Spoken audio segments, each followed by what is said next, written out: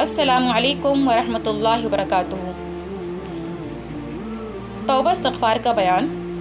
हदीस है कि हज़रत अबू हुरैरा रज़ी अल्लाहु अन्हु रिवायत करते हैं कि मैंने सुना रसूल सल्लल्लाहु अलैहि वसल्लम फरमाते थे कि अल्लाह की कसम, मैं दिन में 70 मरतबा से ज़्यादा अल्लाह से गुनाहों की बख्शिश मांगता और उसकी बारगाह में तौबा करता।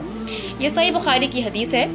यानी कि इस हदीस में तौबा इस्तिग़फ़ार की तरगीब है, जबकि नबी सल्लल्लाहु अलैहि वसल्लम जो कि मग़फ़ूर थे, अल्लाह ने आपके अगले पिछले तमाम गुनाह माफ़ फरमा दिए थे, जो कि दरअसल गुनाह भी नहीं थे।